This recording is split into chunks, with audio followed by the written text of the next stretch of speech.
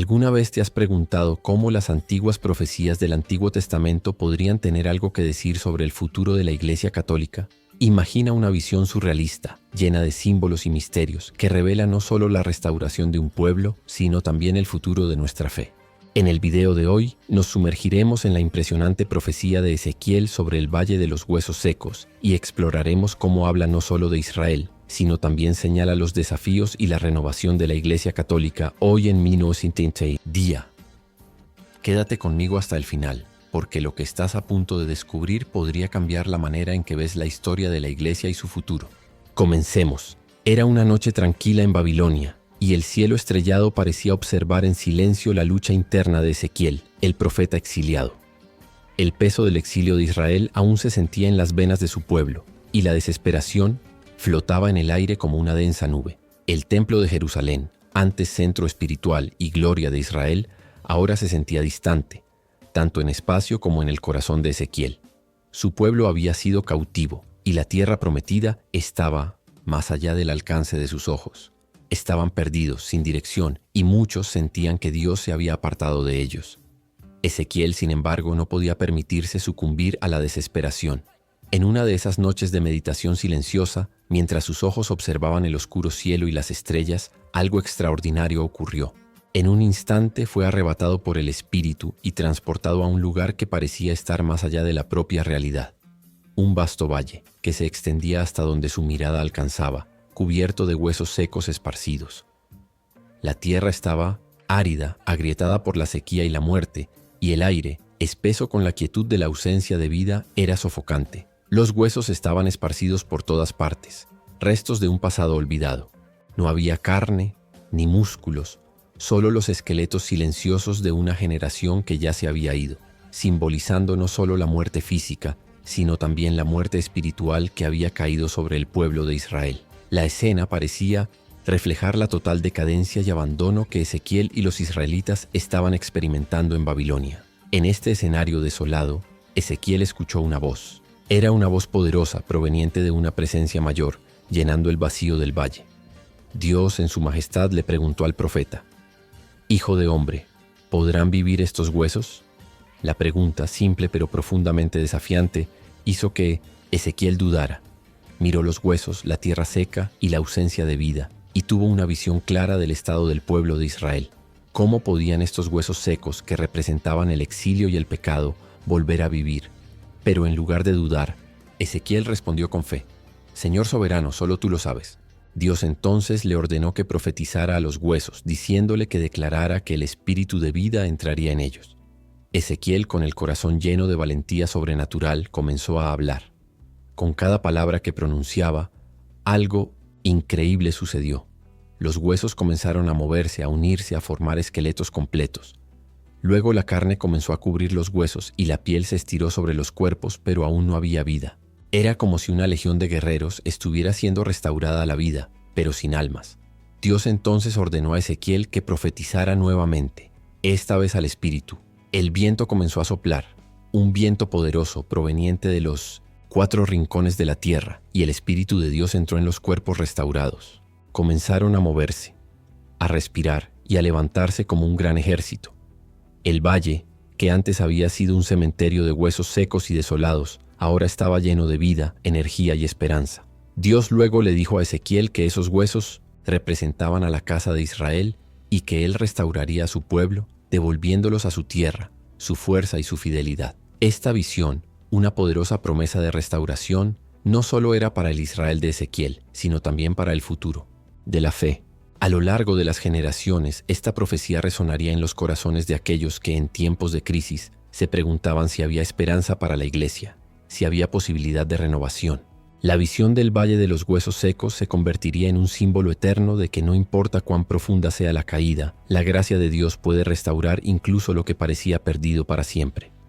Con esta visión, Ezequiel no solo describió la renovación física de Israel, sino que también señaló la renovación espiritual.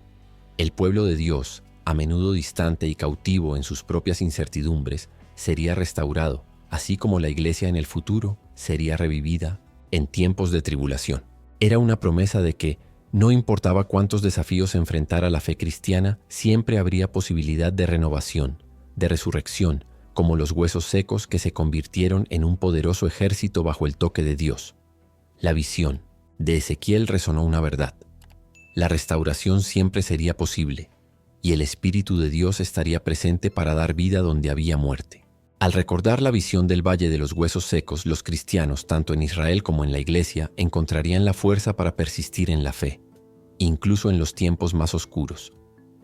Después de la dramática visión de Ezequiel, la historia de Isaac y Rebeca comienza a tomar forma, como una promesa aún esperando su manifestación. Isaac, el hijo de Abraham y Sara, era un hombre de fe y esperanza, pero también de profunda inquietud. Su matrimonio con Rebeca no parecía diferente a otras grandes historias de amor, pero detrás de su unión había un obstáculo que pondría a prueba no solo la paciencia de Isaac, sino también la fidelidad de Dios a sus promesas. Rebeca, una mujer de gran belleza y virtud, también llevaba una carga inesperada. Era estéril. A pesar del amor entre ellos, la vacuidad de un hogar sin hijos era siempre presente, convirtiéndose en una sombra creciente que se cernía sobre la pareja. Durante años, Isaac y Rebeca enfrentaron el silencio de un vientre cerrado, una promesa incumplida, y largas noches de desesperación donde las estrellas parecían burlarse de sus oraciones. Isaac, sin embargo, no era un hombre común. Poseía la fe de su padre, Abraham, un hombre que había visto milagros desplegarse ante sus ojos. Sabía que si Dios había prometido, Él lo cumpliría. En un acto profundo de oración y súplica, Isaac se arrodilló ante Dios clamando por un milagro, pidiendo que el vientre de su esposa fuera fértil y que su hogar fuera bendecido con la vida de un hijo. Su oración fue ferviente, un grito de esperanza y confianza en el poder divino. Dios, que había escuchado el clamor de Abraham en el pasado, ahora escuchó la súplica de Isaac. Rebeca finalmente concibió. Pero este embarazo no sería un viaje pacífico. Desde el momento en que supo que estaba embarazada, algo estaba profundamente diferente. El vientre de Rebeca se sentía como un campo de batalla. Dentro de ella, los bebés luchaban tan intensamente que comenzó a temer por su salud y su vida. Eran como dos fuerzas en constante batalla, y Rebeca, desesperada, buscó la guía divina. Fue entonces cuando Dios reveló algo que cambiaría el curso de la historia. En una visión le habló a Rebeca, diciéndole que los dos hijos que llevaba representaban dos naciones, dos linajes que crecerían para oponerse entre sí. El mayor, Esaú, serviría al menor, Jacob. La promesa divina era clara. El menor sería el líder, el elegido, y a través de él el plan de Dios para el futuro de su pueblo se cumpliría. La revelación de Dios fue tanto un alivio como una preocupación para Rebeca. Sabía que sus hijos serían grandes, pero el conflicto entre ellos no sería sencillo. Era una lucha por el derecho de nacimiento, la bendición, y lo más importante, por la promesa que Dios había hecho a Abraham y ahora extendía a sus hijos. Lo que Rebeca no sabía, sin embargo, era que la rivalidad entre Jacob y Esaú sería solo el comienzo de una larga y compleja historia de redención, donde cada paso tendría una razón divina, aunque pareciera oscura. La historia de Isaac y Rebeca estaba lejos de ser solo un cuento de una pareja buscando hijos. Era el escenario donde Dios comenzó a escribir las líneas de un futuro que pasaría a través de generaciones y culminaría en eventos transformadores para la historia de Israel. El hecho de que Dios hubiera respondido a la oración de Isaac, y no simplemente sino con una poderosa revelación y una promesa que cambiaría el curso de las cosas, indicaba que la fe, incluso cuando parecía flaquear, siempre encontraría su camino hacia el cumplimiento. El tan esperado momento había llegado, y Rebeca, con el corazón lleno de esperanza y miedo, sintió que los dolores de parto se intensificaban. Los movimientos dentro de su vientre no habían sido más que un reflejo de lo que estaba a punto de suceder en ese instante. La batalla no solo sería por la vida de sus hijos, sino por el futuro de una nación. Cuando comenzaron los primeros signos del parto, Rebeca supo que algo grandioso estaba a punto de suceder. El primero en nacer fue Esaú, un bebé cubierto de un cabello rojizo, con una fuerza y vigor que destacaban incluso desde su nacimiento. Al verlo en sus brazos, Rebeca sintió una mezcla de alivio y asombro. El pequeño Esaú, con su cabello rojo y su robusta apariencia, parecía destinado a ser el líder. Su cuerpo fuerte, ya imponente, reflejaba el tipo de hombre que podría conquistar cualquier cosa con su fuerza física y coraje. Era el primogénito, el hijo que debía heredar la bendición de su padre, el primogénito de Isaac. Pero la historia de Esaú no sería tan simple. Detrás de su robusta apariencia, el destino tenía algo más profundo e inesperado preparado. Antes de que Rebeca pudiera procesar el nacimiento de su hijo, sintió otra presión. Y pronto, el Stotzen, segundo bebé, llegó al mundo, Jacob. Pero no salió en paz. Jacob sostenía firmemente el talón de Esaú, como si quisiera adelantarse desde el primer momento, como si desde su nacimiento supiera que no debía ser el segundo, sino el primero. Mostraba una determinación, una inquietud interna, que reflejaba la profecía dada a Rebeca. El mayor servirá al menor. La visión de Jacob, aún recién nacido, sujetando el talón de su hermano, parecía una metáfora de la vida que le aguardaba. Un hombre decidido que no aceptaría ser uno más. Siempre lucharía por superar, avanzar y conquistar lo que inicialmente parecía inalcanzable. Esaú, con su fuerza física y su temperamento impulsivo, era todo lo que Jacob no era, y viceversa. El contraste entre ellos no se limitaba a su nacimiento, sino que se extendía a lo largo de sus vidas. A medida que Jacob y Esaú crecían, la diferencia entre ellos se volvía aún más evidente. Esaú se convirtió en un joven valiente, un hábil cazador con un espíritu aventurero e indomable. Cazaba en los bosques, traía valiosa caza a su familia y cautivaba el corazón de su padre, Isaac, quien veía en Esaú al hombre fuerte y valiente que siempre había soñado ser. Mientras tanto, Jacob seguía un camino mucho más introspectivo y estratégico. A diferencia de su hermano, no buscaba la fuerza física, sino que utilizaba su mente y las circunstancias a su favor. Observaba, planeaba y sabía que para lograr lo que se le había prometido necesitaría más que fuerza, necesitaría astucia e inteligencia, y a veces incluso manipulación para alcanzar sus metas. Y fue esta determinación, esta capacidad de ver más allá de lo obvio, lo que lo llevaría a grandes hazañas, aunque no siempre de manera honorable. La rivalidad entre Jacob y Esaú era palpable. Desde la infancia, los dos hermanos competían por todo, desde la atención de sus padres hasta las pequeñas victorias cotidianas, pero había algo más profundo en esta rivalidad. No se trataba solo de quién era más fuerte o más inteligente. Era una competencia por la promesa hecha por Dios. El derecho de primogenitura, la bendición dada al hijo primogénito, representaba mucho más que un simple derecho a la herencia. Era un símbolo del favor divino, la señal de que ese hijo sería el canal de bendiciones para las generaciones futuras. Y Jacob, aunque sabía que la bendición debía pertenecer a Esaú, no estaba dispuesto a esperar lo que parecía inevitable. La relación entre los dos hermanos, marcada por una rivalidad que comenzó en el vientre de Rebeca, pronto se convertiría en el escenario de una confrontación espiritual que reflejaba la batalla que Dios libraba en sus corazones. Esaú, con su vida centrada en el mundo físico, y Jacob, con su enfoque en el mundo espiritual, estaban destinados a ser más que simples hermanos. Serían representantes de dos naciones, dos linajes que se opondrían entre sí a lo largo de los siglos como parte del plan divino de Dios. Pasaron los años y con el tiempo, la rivalidad entre Jacob y Esaú se intensificó. Cada uno siguió su propio camino, trazando trayectorias tan distintas como sus personalidades. Esaú, el cazador intrépido, se convirtió en el hijo favorito de Isaac. Su fuerza, coraje y naturaleza impulsiva eran cualidades que su padre admiraba. Isaac veía en Esaú la imagen de un líder fuerte, alguien que tomaría su lugar cuando llegara el momento de transmitir el legado. Su relación era sólida e Isaac miraba al futuro con Esaú liderando, manteniendo orgullosamente el derecho de primogenitura y el legado. Por otro lado, Jacob creció a la sombra de Esaú. Su naturaleza introspectiva y calculadora lo diferenciaba.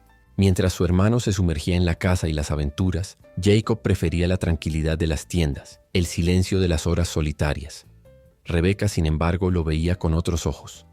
Sabía de la promesa de Dios, sabía que el futuro del pueblo de Israel dependía de Jacob, y su amor por él era inmenso. Sin embargo, el destino parecía retrasar el momento en que Jacob tomaría el lugar de Esaú. Pero Jacob sabía que el tiempo era valioso, y a diferencia de su hermano, no creía en esperar lo que deseaba.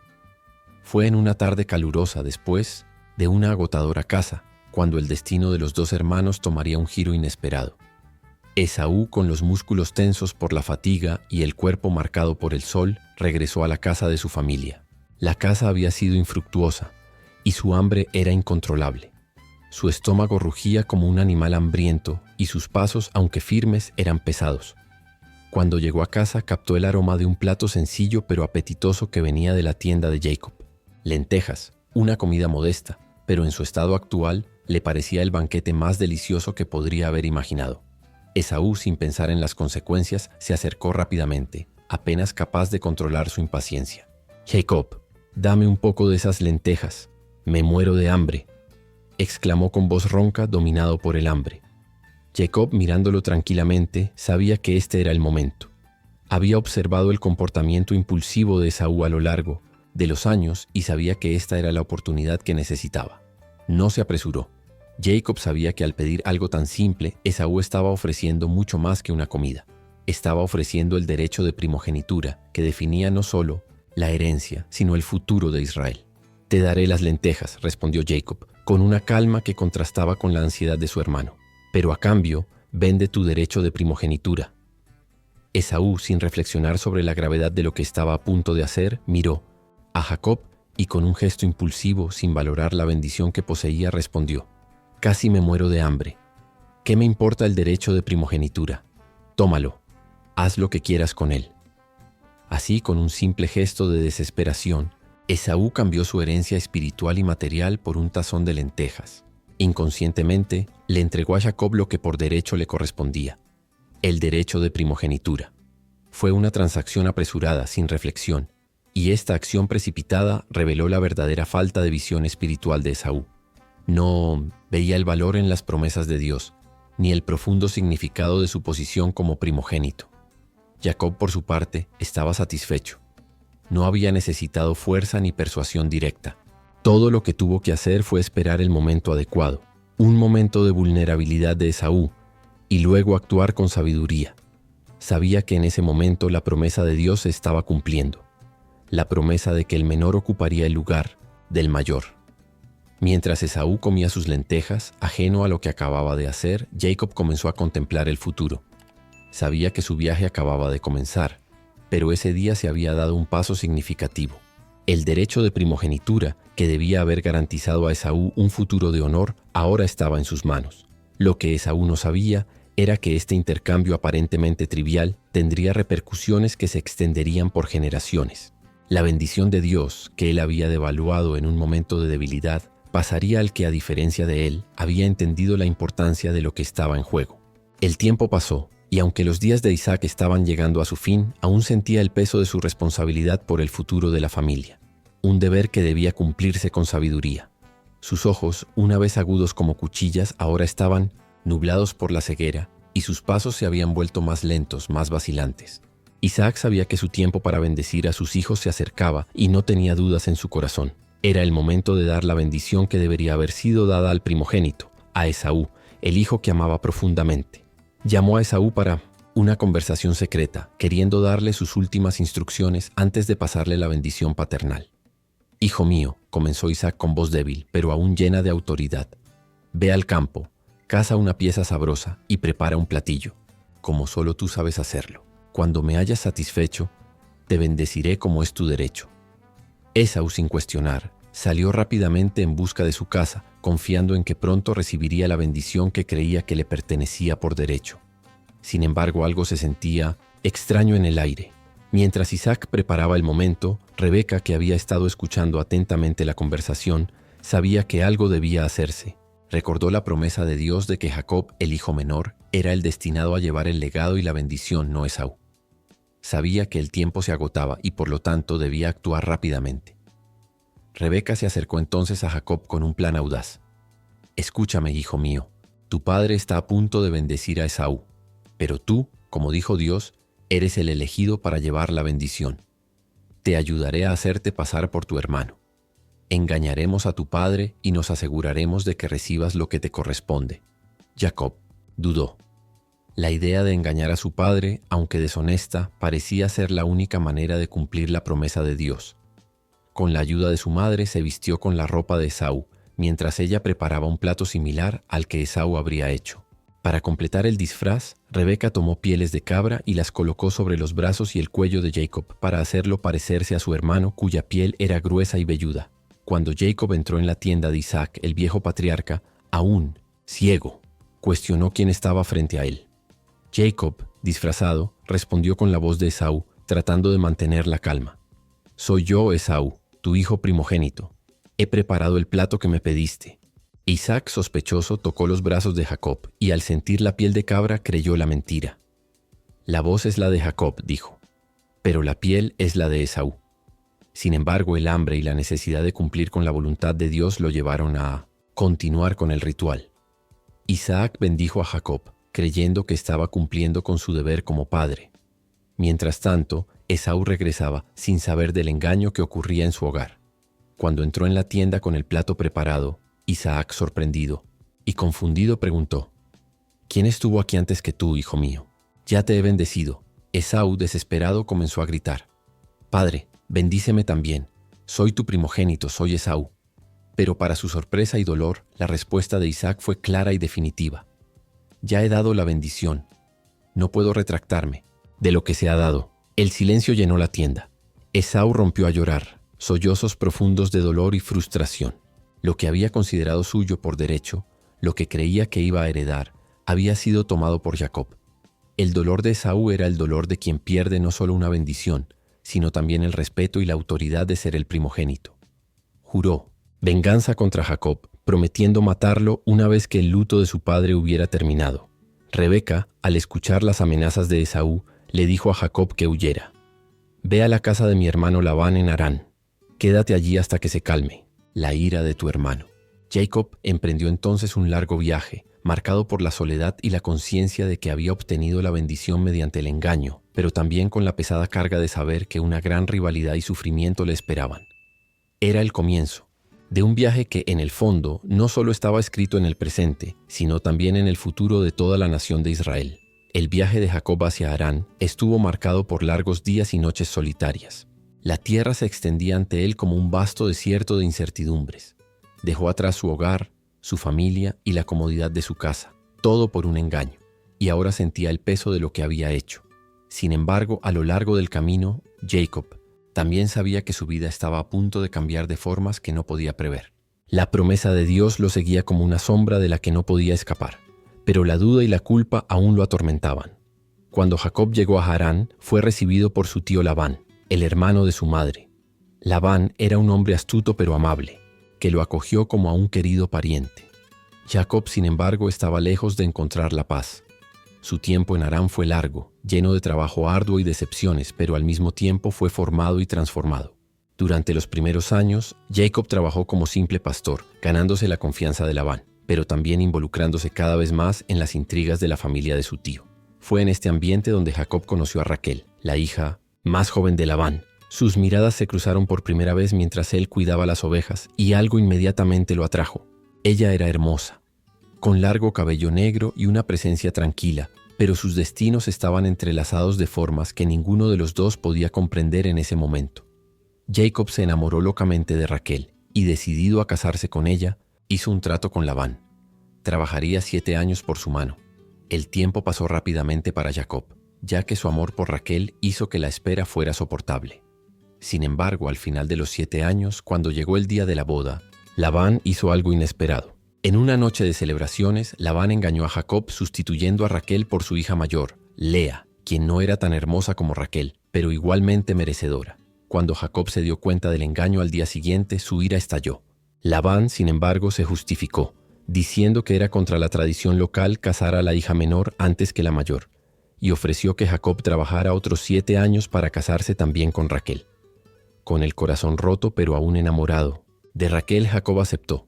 Otros 7 años de trabajo duro pasaron y finalmente se casó con Raquel. Sin embargo, su tiempo con Lea y Raquel no fue pacífico, ya que las tensiones crecieron entre las dos hermanas, cada una luchando por la atención y el amor de Jacob, y el conflicto familiar que surgió solo sería el comienzo de una serie de desafíos. Jacob comenzó a tener hijos con ambas mujeres y sus sirvientes, Bilha y Silpa, teniendo un total de 12 hijos. Cada nacimiento se convirtió en una pequeña victoria o derrota dentro de la casa de Jacob, y los sentimientos de rivalidad y celos se extendieron entre las madres y los hijos. Raquel, la esposa más amada, permaneció estéril durante muchos años, lo que solo aumentó la frustración e inseguridad dentro del hogar.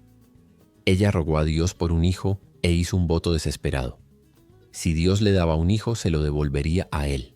La oración de Raquel fue respondida, y dio a luz a José, un hijo que rápidamente se convirtió en el favorito de Jacob, causando aún más tensión entre las hermanas. Los hijos de Jacob crecieron en un ambiente lleno de rivalidad, pero también de amor y lazos familiares profundos. Sin embargo, Jacob sabía que, aunque había bendiciones en su vida, también había grandes desafíos por delante. Ya no podía escapar de la verdad.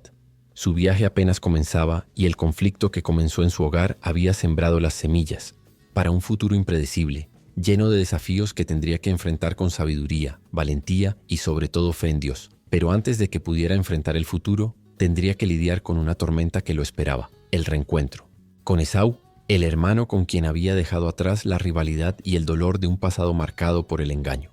El miedo y la duda llenaban el corazón de Jacob, pues sabía que, a pesar de su viaje de crecimiento espiritual, el enfrentamiento con su pasado sería inevitable. Mientras Jacob enfrentaba el temido reencuentro con Esaú, la dinámica familiar en su casa en Harán se intensificaba. Los hijos de Jacob estaban creciendo y con eso las tensiones entre ellos se volvían más evidentes. La casa de Jacob, formada por 12 hijos y sus respectivas madres, era una verdadera arena de rivalidades y estrategias, donde el amor de Jacob por Raquel y su favoritismo hacia José comenzaban a crear heridas profundas entre los hermanos. José, el hijo amado de Raquel, era un joven único. Su inteligencia era notable, pero lo que lo hacía especial a los ojos de su padre eran los dones espirituales que parecía poseer. Jacob, siempre atento a las señales de Dios, veía en José una gran promesa para el futuro. Más que en cualquier otro, creía que José tenía un propósito divino en su vida. Esto solo avivó los celos de los hermanos, quienes sentían la injusticia de estar a la sombra de José, quien siempre parecía ser el favorito. En su juventud, José no se daba cuenta del impacto que sus acciones tenían sobre los demás. Tenía sueños que al compartirlos con sus hermanos fueron vistos como arrogantes presunciones. Un día, José les contó un sueño que tuvo, en el que veía a sus hermanos inclinándose ante él. Este sueño, lejos de ser una revelación espiritual, solo aumentó la animosidad entre los hermanos, quienes ya sentían que José estaba por encima de ellos. El odio se acumuló, y en un momento de desesperación y enojo, los hermanos de José decidieron que algo debía hacerse. Lo que ocurrió luego fue un acto que cambiaría para siempre el destino de todos los involucrados. Los hermanos, incapaces de soportar más la humillación, tomaron una decisión impensable. Venderían a José como esclavo. La animosidad crecía con cada día que pasaba. La relación entre los hijos de Jacob se volvía cada vez más insoportable. El odio se transformó en un veneno que corrompía los corazones de los hermanos. Se veían a sí mismos como esclavos de la preferencia que Jacob tenía por José, y la división entre ellos se amplió. Luego, el destino dio un giro oscuro. Un día común, mientras los hermanos estaban en el campo cuidando las ovejas, Jacob envió a José para que los vigilara. Cuando se acercó con su colorido abrigo que su padre le había dado, un símbolo de su distinción, los hermanos ya no le pudieron contener sus sentimientos. El odio los cegó, y ese momento se convirtió en un punto de no retorno. Idearon un plan. Atraparían a José y lo arrojarían a un pozo vacío. Esto fue solo el comienzo de algo que cambiaría para siempre, sus vidas. Mientras José estaba en el pozo, los hermanos discutieron qué hacer con él. Algunos querían matarlo, pero otros, más cautelosos, sugirieron venderlo como esclavo a unos mercaderes ismaelitas que pasaban por allí. Así, el destino de José fue sellado.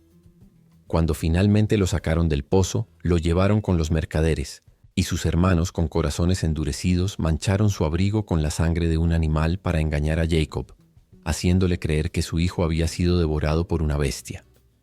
Jacob, consumido por el dolor y la pérdida, cayó en un profundo luto. No podía creer que José estuviera muerto. Para él, el vacío dejado por su hijo era insoportable, pero la verdad era aún más cruel. José estaba vivo, pero en un lugar distante, en tierras extranjeras, lejos de su familia, su padre y sus hermanos. Lo que no sabía era que este evento, este momento de dolor y pérdida, sería el catalizador de un futuro mucho mayor de lo que podía imaginar. José, ahora esclavo en Egipto, pasaría por pruebas que lo forjarían en el hombre que estaba destinado a ser. Él, que había sido despreciado por sus hermanos, se convertiría en una figura de autoridad, alguien que salvaría no solo a su familia, sino a toda una nación. La promesa de Dios que comenzó con Abraham y continuó con Isaac y Jacob, ahora pasaba a José, el hijo rechazado, quien se convertiría de alguna manera en el salvador de todos. Los días en Egipto parecían interminables para José. Vendido como esclavo, estaba lejos de todo lo que conocía, su familia, la tierra que lo había visto crecer. Sin embargo, el espíritu de José permaneció intacto. Sabía que sus circunstancias no definían su destino, sino el propósito que Dios tenía para él. Con el tiempo fue comprado por Potifar, un oficial del faraón, y se convirtió en el mayordomo de su casa. José, con su inteligencia y la integridad, rápidamente ganó la confianza de su amo. A pesar de su ascenso en la casa de Potifar, la soledad lo acompañaba. No tenía amigos ni familia cerca, solo el constante recordatorio de su sufrimiento y la traición de sus hermanos. Pero José, en lugar de rendirse a la desesperación, eligió rendirse a Dios. Sabía que en el silencio de su sufrimiento algo más grande se estaba formando en su vida. Sin embargo, una gran tentación se acercaba. La esposa de Potifar, una mujer de gran belleza y poder, comenzó a interesarse por José. Lo cortejaba tratando de seducirlo de todas las maneras posibles. José, sin embargo, se mantuvo firme. Sabía que la fidelidad a Dios era más importante que cualquier placer fugaz y con gran convicción rechazó sus avances. Respondió con sabiduría y firmeza diciendo: ¿cómo podría cometer tal maldad y pecar contra Dios? Pero la esposa de Potifar no estaba dispuesta a rendirse fácilmente. Un día, cuando José estaba solo en la casa, ella lo agarró y con todas sus fuerzas trató de forzarlo a acostarse con ella. José, desesperado por escapar, dejó su manto atrás y salió, corriendo de la casa. La mujer, ahora furiosa y avergonzada, usó el manto como prueba de su mentira. Cuando Potifar regresó a casa, ella acusó a José de intentar agredirla y como resultado, José fue arrojado a prisión. La injusticia que José enfrentó parecía insoportable. Pero incluso allí, en prisión, no perdió su fe. Continuó siendo un ejemplo de integridad y sabiduría. Pronto ganó la confianza del carcelero y se hizo responsable de todos los prisioneros. Era una situación desesperada, pero José sabía que algo se estaba preparando. Dios estaba trabajando en su vida de maneras que aún no podía entender completamente. Una noche, 2 prisioneros, el copero y el panadero del faraón, tuvieron sueños que los dejaron perturbados. José, siempre atento a los signos y con la sabiduría que Dios le había otorgado, interpretó los sueños con precisión. Para el copero predijo un regreso a su puesto, mientras que para el panadero anunció una muerte inminente. Como prometió, el copero fue restaurado a su posición, pero al ser liberado, olvidó mencionar a José al faraón. Pasaron los meses y José siguió en prisión, pero su fe nunca vaciló. Sabía que el plan de Dios para su vida aún no había terminado, y aunque los días parecían interminables, creía que la revelación de su destino estaba cerca. El propio faraón, inquieto por los sueños, convocaría a José para interpretar lo que nadie más podía entender. El palacio del faraón era inmenso, lleno de riquezas y misterios, pero nada de esa grandeza podía borrar la soledad que José sentía en su corazón. Aún recordaba la tierra lejana, a su padre, a sus hermanos y la traición que lo había llevado hasta allí. Incluso con su ascenso en la casa de Potifar y la sabiduría que Dios le dio para manejar cada situación, José sabía que su propósito no se limitaba a administrar una casa egipcia. Algo mucho más grande se estaba gestando. Cuando el faraón, perturbado por los sueños que lo inquietaban, escuchó del copero sobre un hombre en prisión que podía interpretar visiones misteriosas, el destino de José comenzó a cambiar. Rápidamente fue llevado ante el faraón, quien se presentó ante el monarca no con orgullo ni arrogancia, sino con la calma confianza de quien sabe que su vida está en manos de un poder superior. No soy capaz de interpretar sueños por mí mismo, dijo José humildemente. Pero Dios a quien sirvo le dará al faraón la respuesta que busca. Con estas palabras se le contó a José sobre los sueños que atormentaban al faraón.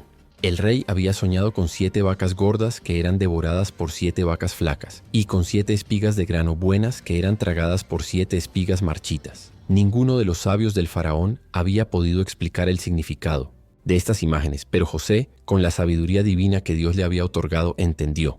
Estos sueños tienen un solo significado, oh rey, dijo José firmemente. Las 7 vacas gordas y las 7 espigas buenas representan 7 años de abundancia y prosperidad en Egipto. Pero después de eso vendrán 7 años de grave hambruna, que consumirán toda la abundancia que vino antes. Egipto experimentará una escasez tan grande que nadie recordará la abundancia. José entonces sugirió al faraón una solución para el desastre inminente. Durante los 7 años de abundancia, debería almacenarse una gran cantidad de grano para que la gente tenga comida durante los años de hambre. Designe a alguien sabio para organizar esto para que Egipto no perezca. Impresionado por la visión y sabiduría de José, el faraón no dudó. Como Dios te ha revelado esto, y nadie más ha podido interpretar mis sueños como tú, te nombro responsable de esto. Serás como un segundo al mando en Egipto, solo por debajo de mí. Ahora, con 30 años, José fue elevado al puesto de gobernador de Egipto.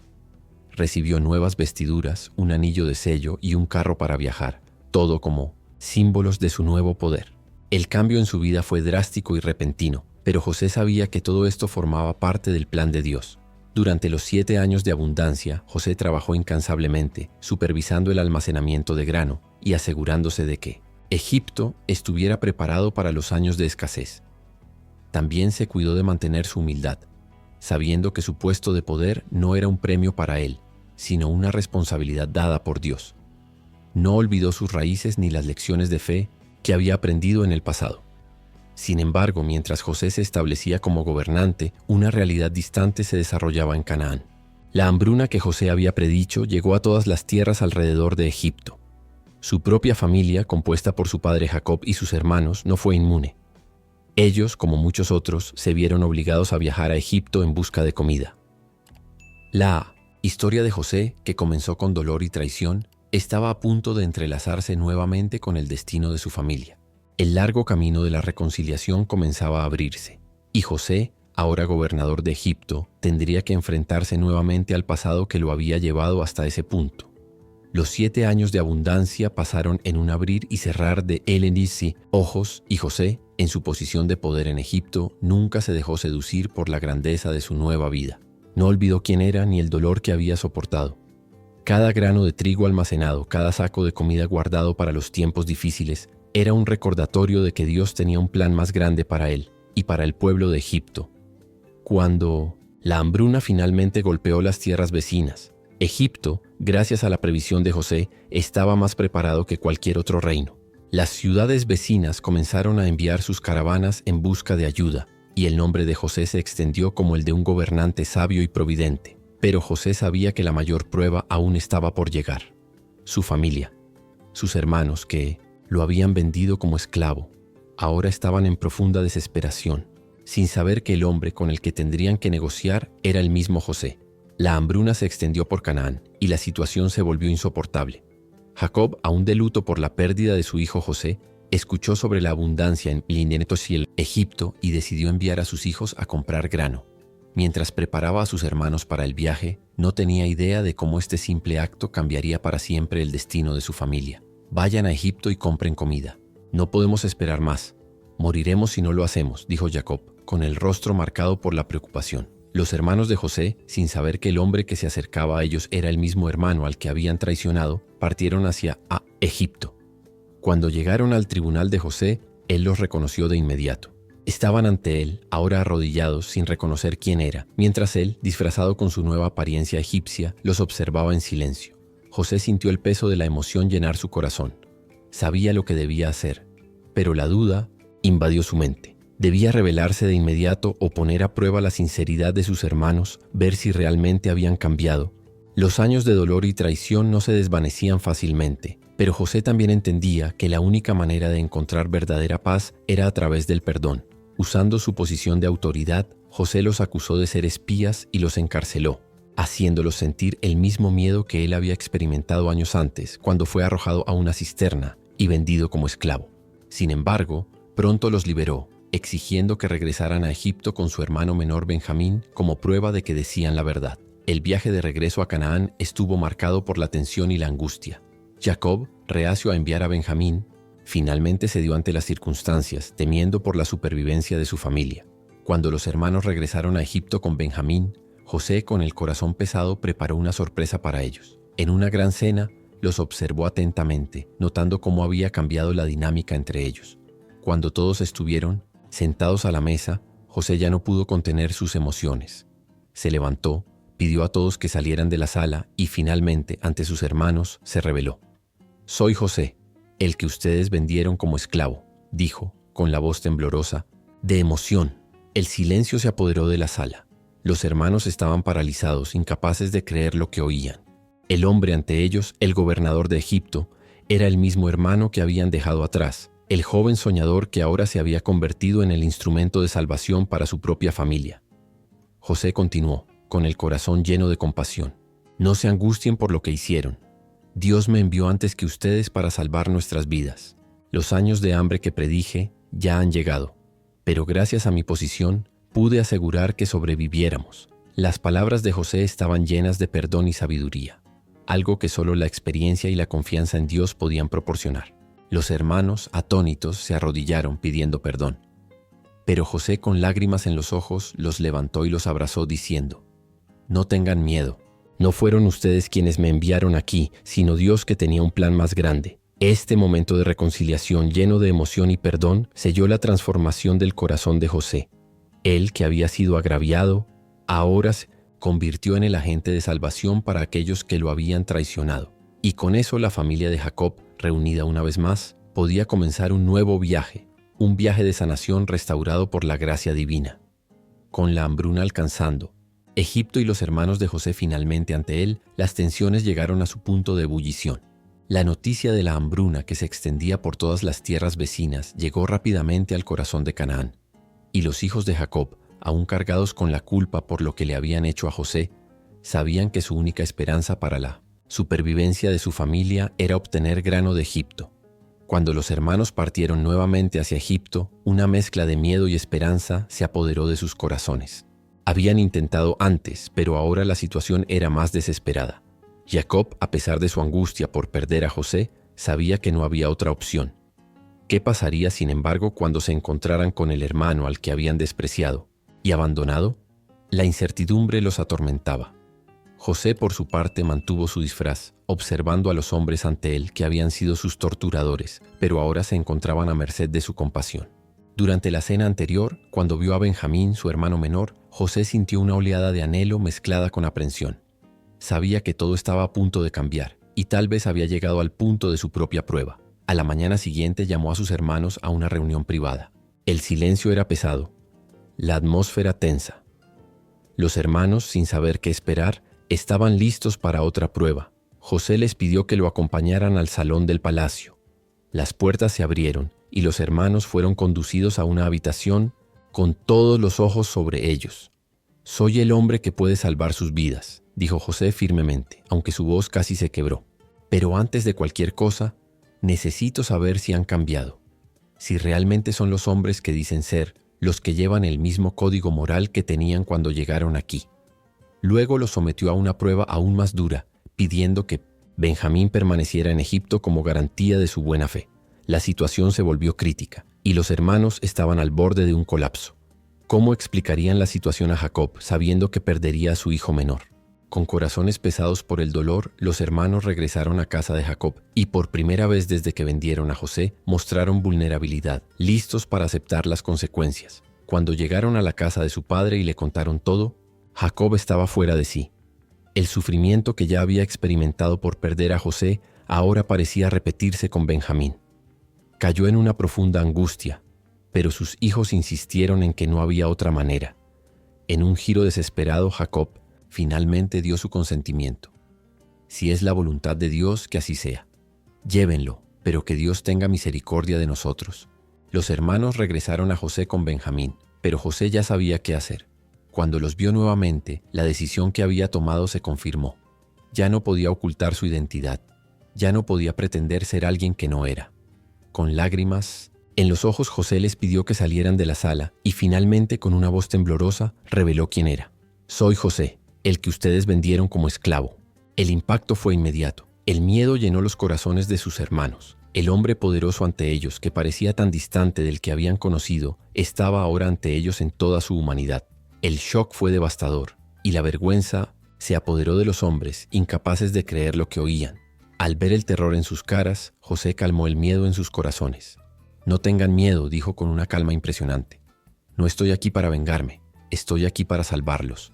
Dios me envió antes para asegurar la supervivencia de nuestra familia. No fueron ustedes quienes me enviaron aquí, sino Dios. Él sabía que esto iba a suceder». El alivio fue instantáneo, pero también lo fue la tristeza. La culpa de los hermanos seguía presente, pero al escuchar las palabras de perdón de José, el peso en sus corazones comenzó a levantarse. La reconciliación, aunque difícil, comenzó a ocurrir allí en las palabras del hermano que había estado distante durante tanto tiempo, pero que ahora aparecía con el espíritu de un hombre transformado.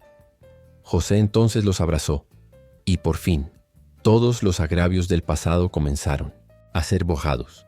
Miró a Benjamín y le dijo: «No te preocupes, soy José, y ahora nuestra familia será restaurada». Así, el reencuentro de José con sus hermanos no fue solo un acto de perdón, sino de restauración, una prueba de que a pesar de las fallas humanas, el plan de Dios siempre prevalece. Después de revelar su identidad, José no solo perdonó a sus hermanos, sino que decidió ponerlos a prueba una vez más. Ahora que los enfrentaba con el peso de su traición y el peso de la reconciliación, José quería estar seguro de que realmente se habían transformado y estaban dispuestos a hacer lo que fuera necesario para restaurar la relación familiar. «Necesito ver si realmente han cambiado», dijo José mientras observaba los rostros de sus hermanos. Se mantuvo tranquilo, pero por dentro sabía que esta última prueba sería crucial para definir el futuro de la familia. Con su astucia, José ideó un plan. Ordenó que los hermanos se reunieran de nuevo, pero esta vez con una condición. Debían traer a su hermano menor, Benjamín, para demostrar su buena fe. Si realmente están diciendo la verdad, si realmente se arrepienten de lo que hicieron, traerán a Benjamín a mí. Solo entonces veré que son hombres sinceros. La exigencia de José hizo que sus hermanos se cuestionaran a sí mismos. Benjamín era el hijo más amado de Jacob, el hermano de la misma madre que José. ¿Cómo podrían pedirle a Jacob que arriesgara perder otro hijo? Pero al mismo tiempo, sabían que esta era su única oportunidad para asegurar la supervivencia de la familia. El miedo a fallar y perder a Benjamín los consumía, pero el miedo a desobedecer a José era aún mayor. Regresaron a Canaán con el corazón pesado, sabiendo que la decisión que tomaran tendría consecuencias profundas. Cuando Isioba, Jacob escuchó la solicitud de José, su corazón se apretó. El viejo patriarca había sufrido tanto por perder a José, y ahora se vería obligado a enfrentar la posibilidad de perder a Benjamín también. «No puedo perder otro hijo», dijo Jacob, con lágrimas en los ojos. Pero después de una profunda conversación con sus hijos y viendo la urgencia de la situación, finalmente dio su consentimiento, aunque a regañadientes. «Que se haga la voluntad de Dios». Los hermanos regresaron a Egipto, ahora con Benjamín, temiendo que el futuro fuera incierto. Cuando se presentaron nuevamente ante José, él los saludó con una sonrisa, pero el desafío aún estaba por delante. José miró a Benjamín y observó por un momento. Su mente estaba llena de recuerdos del pasado, el dolor que sintió al ver a su hermano menor, ahora frente a él, a salvo. Pero había algo que necesitaba poner a prueba. Con un movimiento calculado, José hizo una nueva solicitud. Ordenó que Benjamín fuera tratado con especial cuidado, recibiendo la mejor comida, el mejor trato. Los demás hermanos se sorprendieron por la atención que se le daba a Benjamín, lo que solo aumentó la tensión entre ellos. Sin embargo, José tenía un objetivo claro. Quería ver cómo reaccionaban los hermanos ante la desigualdad, si los celos y la envidia que antes los dominaban seguían presentes.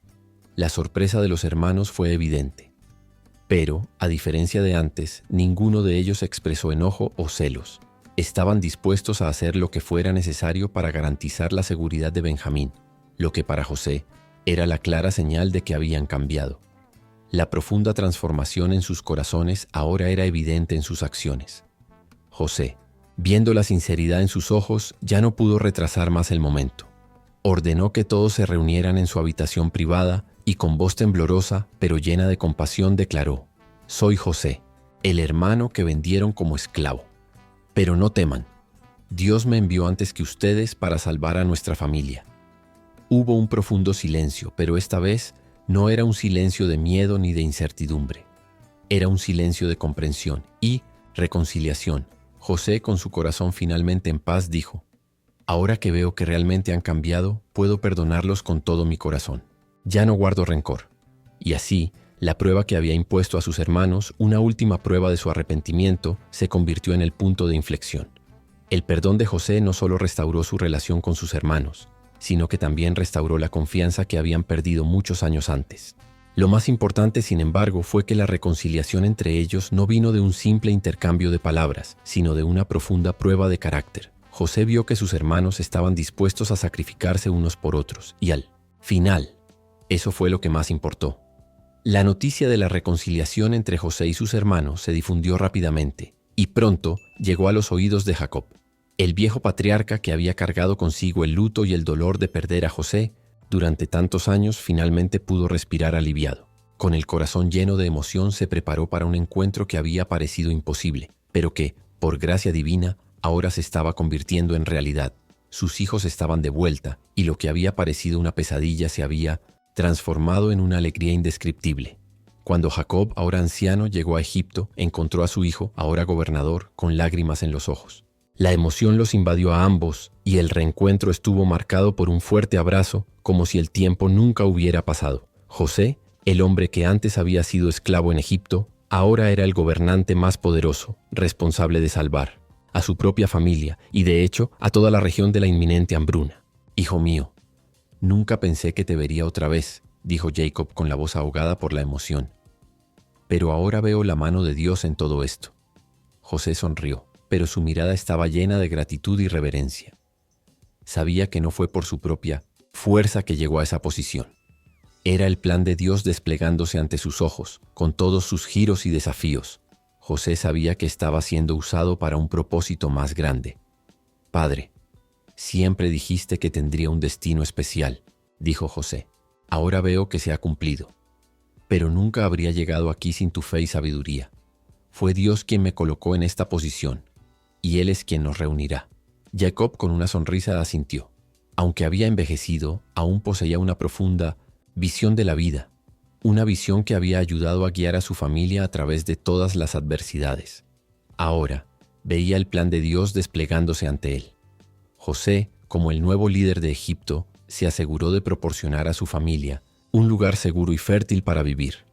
Los llevó a las mejores tierras disponibles en la región de Gosén, donde podían prosperar sin temor a la escasez. No solo los acogió como familiares, sino que los trató con la dignidad y el respeto de una nación que había sobrevivido a lo largo del tiempo a pesar de las adversidades. La llegada de Jacob y su familia fue un gran evento en Egipto, y él, faraón, que ya tenía un gran respeto por José, recibió a la familia con un honor sin precedentes. «Díganles a sus hermanos que se asienten donde les sea más cómodo. Serán bienvenidos aquí», dijo el faraón, reconociendo el valor de José para el país. La tierra de Gosén se convirtió en el nuevo hogar de Jacob y todos sus hijos. Prosperaron, viviendo en paz y seguridad, y pronto el número de hebreos comenzó a crecer, como una nación en formación. El pueblo que había sufrido tanto en el pasado, ahora se estaba asentando en una tierra de abundancia, una tierra que, a pesar de ser extranjera, sería el escenario de eventos que cambiarían la historia de Israel para siempre. Jacob, ahora con sus hijos reunidos y a salvo, miraba al futuro con un sentido de paz que no había sentido en mucho tiempo. Sabía que sus descendientes tendrían un gran futuro, pues la promesa de Dios a Abraham, Isaac y a él mismo seguía viva. Y aunque Egipto solo era una etapa en su viaje, tenía fe en que lo mejor estaba por venir para su familia. Así, la historia de Jacob en Egipto, como un hombre que había perdido todo y ahora se encontraba rodeado de sus descendientes y amado por un hijo que había sido restaurado, se convirtió en un símbolo de restauración, perdón y fe. La promesa de Dios se estaba cumpliendo ante los ojos de todos, y la nación de Israel, en esencia, estaba a punto de formarse. Pasaron los años y Jacob, ahora un hombre anciano y sabio, sabía que el final de su viaje estaba cerca. Aunque había sido bendecido con el reencuentro de su familia y la prosperidad de la nación que comenzaba a crecer a su alrededor, sentía que su tiempo en la tierra llegaba a su fin. Reuniendo a sus hijos a su alrededor, Jacob los miró con una mezcla de amor, gratitud y tristeza. José, siempre atento al bienestar de su padre, estuvo a su lado, listo para honrarlo hasta el último momento. Sabía que esta sería la última vez que vería a su padre con vida, y el peso de esa realidad lo sobrecogía. «Hijos míos», comenzó Jacob con una voz ya débil pero llena de autoridad, «no olviden quiénes son. Son hijos de un Dios vivo, y Él los ha guiado hasta aquí. Ahora, a medida que mi viaje llega a su fin, los bendeciré y daré a cada uno lo que le corresponde, como herencia, tal como el Señor me ha instruido». Mientras los hijos de Jacob se reunían alrededor de su cama, Él hizo más que bendecirlos.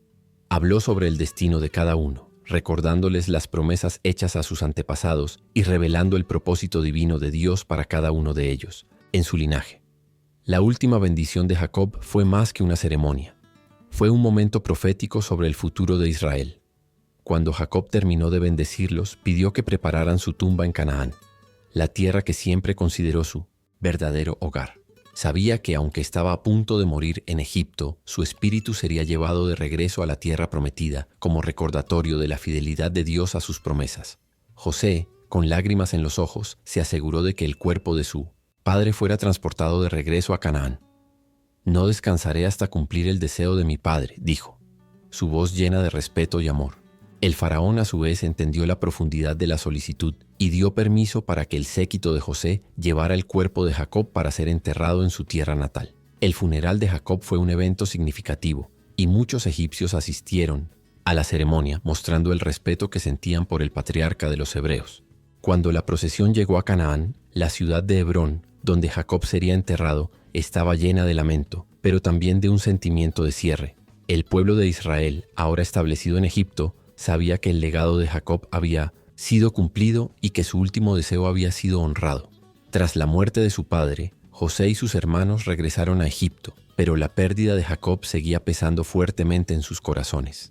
Los hermanos, temiendo que José ahora buscara venganza por sus acciones pasadas, se acercaron a él con gran aprensión. «José, sabemos que nuestras acciones fueron crueles», dijeron, «pero ahora que nuestro padre ha muerto, tememos que nos pagues por los maltratos que te hicimos. Por favor, perdónanos». José, con serenidad, los miró, y sus palabras estaban llenas de perdón y sabiduría. «No teman», dijo, «yo solo soy un siervo de Dios. Lo que ustedes pensaron para mal, Dios lo usó para bien, para salvar muchas vidas. No guardo rencor. Todos estamos en manos de Dios». El perdón de José no solo fue un alivio para sus hermanos, sino también un símbolo de redención y restauración. La historia de José se convirtió en un faro de esperanza para todos los que estaban dispuestos a buscar la paz y la reconciliación, incluso después de los peores traumas. José vivió algunos años más, gobernando Egipto con sabiduría e integridad. Cuando llegó al final de su viaje, sabía que su misión había sido cumplida. Hizo jurar a sus hermanos que cuando Dios liberara a los hebreos de Egipto, sus huesos serían llevados a Canaán. Al igual que Jacob, también confiaba en la promesa de Dios y en la certeza de que el futuro de su pueblo sería grande. José murió en Egipto, pero su espíritu permaneció con la promesa en la que confiaba. Su cuerpo fue embalsamado según la costumbre egipcia y colocado en un sarcófago, esperando el día en que los israelitas, finalmente libres, llevarían sus restos a la tierra prometida. Tras las muertes de Jacob y José, pasaron generaciones, y el pueblo de Israel, ahora una gran nación, prosperó en la tierra de Egipto. Durante muchos años, los egipcios trataron a los hebreos con respeto, recordando las acciones de José y los beneficios que su sabiduría había traído al país. Sin embargo, a medida que pasó el tiempo y los nuevos faraones olvidaron las contribuciones del pueblo de Israel, comenzó a apoderarse de Egipto una nueva atmósfera de desconfianza. El nuevo faraón, temeroso del creciente número de hebreos y de la fuerza que representaban estos extranjeros, decidió esclavizar a los israelitas. Temía que si los hebreos se unían con otras naciones, pudieran rebelarse y amenazar su reinado. Como resultado, los israelitas fueron obligados a trabajar en las construcciones del faraón, edificando ciudades y monumentos bajo condiciones extremadamente duras e inhumanas. La opresión sobre ellos creció con cada día que pasaba. Aunque la esclavitud fue implacable, el pueblo de Israel no perdió la esperanza. En medio del dolor y el sufrimiento, todavía había una chispa de fe. Las antiguas promesas hechas a Abraham, Isaac y Jacob seguían siendo transmitidas de generación en generación, y la esperanza de la liberación nunca se extinguió por completo. El sufrimiento se convirtió en el terreno fértil para un futuro de libertad, porque Dios siempre permanece fiel a sus promesas, y el tiempo para la intervención divina estaba a punto de llegar. En un tiempo de gran opresión para los israelitas, nació un bebé llamado Moisés durante un periodo de persecución extrema. El faraón, temeroso del aumento de la población hebrea, había ordenado que todos los bebés varones nacidos fueran asesinados. Sin embargo, la madre de Moisés, con profundo amor y valentía, lo escondió durante 3 meses. Cuando ya no pudo ocultarlo más, hizo una canasta de juncos y lo colocó en el río Nilo, esperando que Dios hiciera algo por él. El destino de Moisés quedó sellado cuando la hija del faraón encontró al bebé en la canasta. Inmediatamente se encariñó con él, reconociéndolo como uno de los hebreos, pero decidió adoptarlo como su propio hijo. Lo que nadie sabía era que la hermana de Moisés, Miriam, estaba observando desde lejos y corrió a ofrecer una nodriza para el bebé asegurando que Moisés fuera criado bajo el cuidado de su propia madre, sin que el faraón lo supiera. Este acto de providencia divina fue solo el comienzo de un viaje que cambiaría el destino de Israel.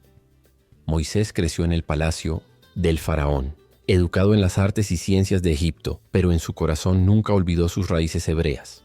Un día, al ver a un egipcio golpeando a un hebreo, Moisés, lleno de indignación, mató al egipcio y ocultó el cuerpo. Cuando el faraón se enteró, intentó matarlo. Y Moisés huyó a la tierra de Madián, donde se asentó como pastor.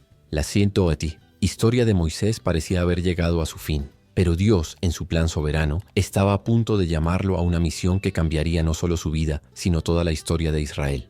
El momento había llegado. Dios, en su inmensa misericordia y justicia, decidió que era el tiempo de liberar a su pueblo de la esclavitud egipcia. Se reveló a Moisés en una zarza ardiente, dándole una misión: ir al faraón y exigirle que liberara a los israelitas para que pudieran adorar al Señor en el desierto. Moisés, aunque reacio, aceptó el llamado y con la ayuda de su hermano Aarón, se presentó ante el faraón pidiendo la libertad del pueblo de Israel. El faraón, sin embargo, se negó y comenzó una serie de eventos extraordinarios que sacudirían los cimientos de Egipto. Dios envió 10 plagas devastadoras sobre Egipto, cada una más terrible que la anterior. El Nilo se convirtió en sangre, las ranas invadieron la tierra, las moscas y los piojos infestaron las casas de los egipcios, y los animales murieron en masa. La tierra se cubrió de una oscuridad terrible, y una plaga de úlceras afectó a Pis y Mesinot, los egipcios. Con cada plaga, el faraón prometía liberar a los israelitas, pero siempre se arrepentía y volvía atrás, endureciendo aún más su corazón. Mientras tanto, el pueblo de Israel observaba a lo lejos, protegido por la mano de Dios, siendo testigo de su poderosa intervención. Finalmente, después de la última y más devastadora plaga, la muerte de los primogénitos, el faraón cedió y permitió que los israelitas partieran. Dios ordenó que los israelitas marcaran las puertas de sus casas con la sangre de un cordero sacrificado, y el ángel de la muerte pasaría por encima de sus casas salvando a sus primogénitos. Esta última plaga fue el golpe final que rompió la resistencia del faraón. Esa noche los israelitas salieron rápidamente, sin mirar atrás, llevando consigo a sus familias, sus pertenencias y su fe inquebrantable. El viaje del Éxodo había comenzado. Después de su dramática liberación de Egipto, el pueblo de Israel comenzó su viaje por el desierto, guiado por Dios. Siguieron el liderazgo de Moisés, quien los guió con sabiduría divina, y una nube los guiaba de día, mientras que una columna de fuego les daba luz durante la noche. El camino hacia la tierra prometida, sin embargo, no sería fácil. A pesar de la intervención milagrosa de Dios, el pueblo a menudo dudaba, murmuraba y desobedecía, pero Dios siempre estuvo dispuesto a perdonar y guiarlos hacia la libertad. Historia de la liberación de los israelitas de Egipto se convirtió en un hito fundamental en la historia de la fe judía y cristiana, recordando que incluso en tiempos de esclavitud y sufrimiento, Dios nunca olvida a su pueblo y siempre tiene un plan para su liberación y restauración. En el monte Sinaí, Moisés subió al monte para recibir las instrucciones de Dios. Durante este tiempo, el pueblo de Israel acampó en la base del monte, esperando lo que estaba por venir. El monte estaba envuelto en nubes densas, truenos y relámpagos, señales visibles de la presencia de Dios. Mientras Moisés estaba allí, Dios le dio los 10 mandamientos, un conjunto de leyes sagradas que no solo guiarían la vida espiritual del pueblo, sino también sus relaciones sociales y morales.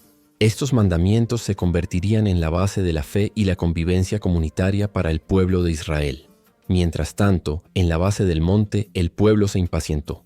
Sin Moisés durante tantos días, comenzaron a dudar y cuestionar el liderazgo de Dios. Liderados por Aarón, el hermano de Moisés, los israelitas exigieron un ídolo que los representara. Así que Aarón cedió a la presión e hizo un becerro de oro que el pueblo comenzó a adorar. Cuando Moisés descendió del monte y vio la transgresión, se enfureció y rompió las tablas de la ley. Pero Dios, en su misericordia, renovó el pacto, ordenando a Moisés subir nuevamente al monte para recibir un nuevo conjunto de leyes. La lección era clara. La fidelidad a Dios era esencial para mantener el pacto y su propósito divino.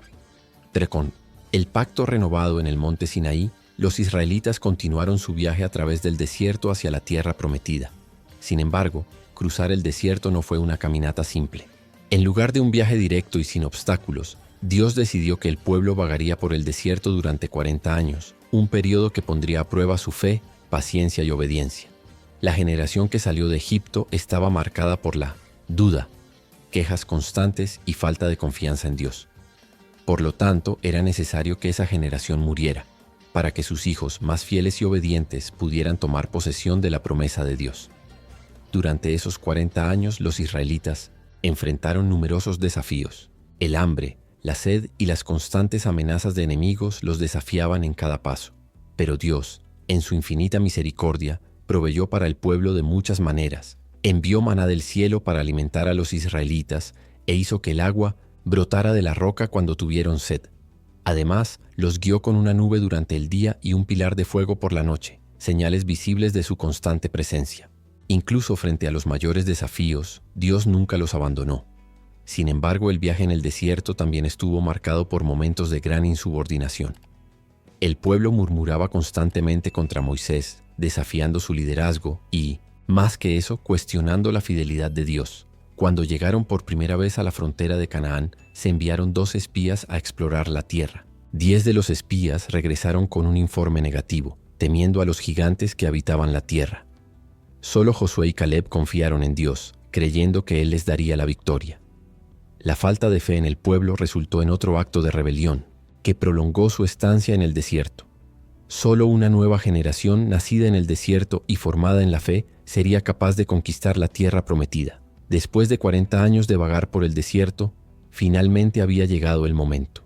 La generación rebelde había perecido, y una nueva generación estaba lista para tomar posesión de la promesa hecha por Dios a sus antepasados. Bajo el liderazgo de Josué, el nuevo comandante de Israel, el pueblo se preparó para cruzar el Jordán y tomar posesión de la tierra prometida. Josué, un hombre de fe inquebrantable, había sido elegido por Dios para liderar a los israelitas en la conquista de Canaán, una tierra habitada por varios pueblos poderosos que tendrían que ser derrotados para que los israelitas reclamaran la promesa de Dios. La primera gran ciudad que enfrentaron los israelitas fue Jericó, una ciudad fortificada y aparentemente inexpugnable. Josué recibió una estrategia inusual y divina: marchar alrededor de la ciudad durante 7 días, tocando trompetas, y en el 7º día gritar un grito de victoria. Cuando los israelitas obedecieron el mandato de Dios, los muros de Jericó se derrumbaron sobrenaturalmente, permitiendo que el ejército israelita tomara la ciudad sin un enfrentamiento directo. La victoria sobre Jericó fue una señal clara de que la presencia de Dios estaba con el pueblo y que Él los guiaría en todas sus futuras batallas. Con la caída de Jericó, el camino para conquistar Canaán parecía claro. Sin embargo, la victoria inicial fue seguida por un periodo de desafíos. En una ciudad llamada Hai, los israelitas sufrieron una derrota inesperada debido a un pecado cometido por un hombre llamado Acán, lo que provocó que Dios retirara su protección. La derrota enseñó a los israelitas una importante lección sobre la obediencia a Dios y la necesidad de mantener la pureza moral y espiritual durante el viaje. Después de corregir el error, el pueblo regresó a la ciudad de Hai, la derrotó y estableció un principio claro: la victoria solo se garantizaría cuando el pueblo permaneciera fiel al pacto con Dios. Después de conquistar Canaán, el pueblo de Israel entró en un periodo de transición e incertidumbre. No había liderazgo centralizado y las tribus estaban dispersas por la tierra. Durante este tiempo, Dios levantó jueces para gobernar y guiar al pueblo. Estos jueces, elegidos por el Señor, eran líderes espirituales y militares que guiaban a Israel en tiempos de crisis, resolvían disputas y lideraban batallas contra los enemigos. Sin embargo, el período de los jueces estuvo marcado por un ciclo de fidelidad a Dios, seguido de apostasías, opresión y liberación. Siempre que el pueblo se apartaba de Dios, Él permitía que sus enemigos los oprimieran. Pero cuando se arrepentían, Dios levantaba a un juez para liberarlos. Entre los jueces, algunas figuras se destacaron. Débora, una profetisa y líder de Israel, lideró a la nación durante un tiempo de opresión por parte de los cananeos. Bajo su liderazgo, los israelitas derrotaron al comandante Sísara y liberaron al pueblo. Otro juez notable fue Gedeón, quien, aunque inseguro y reacio a asumir el liderazgo, confió en Dios para derrotar a los madianitas con solo 300 hombres. Y también estuvo Sansón, cuya fuerza sobrenatural lo convirtió en una figura central en la lucha contra los filisteos, pero que también vivió una vida marcada por tragedias personales y caídas espirituales. Aunque los jueces habían desempeñado un papel esencial en mantener el orden y la justicia, La falta de liderazgo centralizado dejaba al pueblo vulnerable y dividido. El pueblo de Israel comenzó a anhelar un rey, deseando un líder humano que gobernara sobre ellos, tal como lo hacían las naciones vecinas. Esto se vio como un rechazo a la soberanía de Dios, pero en su sabiduría, Él permitió que Israel tuviera un rey. Fue entonces cuando el profeta Samuel ungió a Saúl como el primer rey de Israel, inaugurando la monarquía y un cambio en la estructura de gobierno de la nación. El reinado de Salomón trajo una era de gran prosperidad y paz a Israel. Durante su reinado, el reino alcanzó su punto máximo en términos de riqueza, influencia y sabiduría. Sin embargo, cuando Salomón murió, la nación se encontró dividida. Su hijo Roboam ascendió al trono, pero su reinado estuvo marcado por decisiones impopulares y una falta de sensibilidad hacia las necesidades del pueblo. Cuando las tribus del norte pidieron alivio de los altos impuestos impuestos por Salomón, Roboam rechazó el consejo de sus ancianos y optó por una postura más dura, siguiendo el consejo de sus amigos más jóvenes. Como resultado, las 10 tribus del norte se rebelaron y formaron el reino de Israel, mientras que solo 2 tribus en el sur permanecieron leales a Roboam, formando el reino de Judá. Esta división marcó el comienzo de una larga historia de rivalidad y conflicto entre los 2 reinos. El reino de Israel, con su capital en Samaria, pronto cayó en la idolatría y la corrupción moral, liderado por reyes que se apartaron de Dios. El reino de Judá, aunque más fiel a la tradición de David, también enfrentó periodos de declive espiritual y falta de fidelidad. Esta división debilitó la nación de Israel, dejándola vulnerable a enemigos externos. A lo largo de los siglos, los 2 reinos experimentaron varias guerras e intentos de alianzas, pero la falta de unidad y la ausencia de liderazgo centralizado empeoraron la situación. Eventualmente, el reino de Israel fue conquistado por los asirios en el 722 a.C., y las 10 tribus del norte fueron exiliadas a tierras lejanas, convirtiéndose en perdidas en la historia como las 10 tribus perdidas de Israel. El reino de Judá, a su vez, resistió un poco más, pero también enfrentó su destino de destrucción. En el 586 a.C., los babilonios invadieron Judá, destruyeron Jerusalén y llevaron a los judíos al exilio. Este evento fue un golpe devastador para la nación, ya que significó la pérdida de su tierra, templo e identidad. El exilio babilónico marcó el fin de un periodo de independencia para Israel, pero también marcó el inicio de una época de reflexión y renovación espiritual que prepararía el camino para la futura restauración de Israel. A pesar de las tragedias y el exilio, la historia de Israel no termina con la destrucción. En medio de la desolación, Dios continuó hablando a través de los profetas, ofreciendo esperanza y la promesa de restauración. Uno de los profetas más destacados durante este tiempo fue Ezequiel. Tuvo una visión poderosa de un valle lleno de huesos secos, que se convertirían nuevamente en una gran y poderosa nación. Este valle de huesos secos no solo era una visión de la restauración física de Israel, sino que también representaba una renovación espiritual. Dios prometió resucitar a Israel de su muerte espiritual y devolverlo a su tierra. La profecía de Ezequiel señalaba a un futuro en el que Israel sería restaurado, pero también señalaba algo más profundo y duradero. Mientras Ezequiel profetizaba sobre la restauración de Israel, también anticipó la venida de un Salvador. Esta restauración no se limitaba a la tierra prometida, sino que se refería a la obra redentora que Dios llevaría a cabo a través de un Mesías, quien traería liberación espiritual a todas las naciones. A lo largo de las Escrituras, la idea de un Mesías que vendría a salvar a Israel y a los gentiles se consolidó cada vez más. Profetas como Isaías, Jeremías y Ezequiel hablaron de la venida de un siervo sufriente, un rey justo que restauraría la paz y la justicia y traería salvación eterna. Esta promesa se cumplió en Jesucristo, el Mesías prometido. Él vino no solo para restaurar a Israel como nación, sino para ofrecer restauración espiritual a toda la humanidad. A través de su vida, muerte y resurrección, Jesús cumplió las profecías de un Salvador que traería nueva vida a los huesos secos de la humanidad, sanando las heridas del pecado y ofreciendo reconciliación con Dios. La resurrección de los huesos secos en Ezequiel se convirtió en un símbolo de la nueva vida que Cristo ofrece a todos los que creen en Él. Una restauración no solo para Israel, sino para todos los pueblos a través de su obra redentora. Entonces, ¿qué opinas? Las profecías de Ezequiel verdaderamente apuntan a un futuro de restauración y renovación espiritual, no solo para Israel, sino para todos nosotros. La historia de Israel, con todos sus altibajos, nos enseña mucho sobre la perseverancia, la fe y la constante promesa de Dios para nuestras vidas.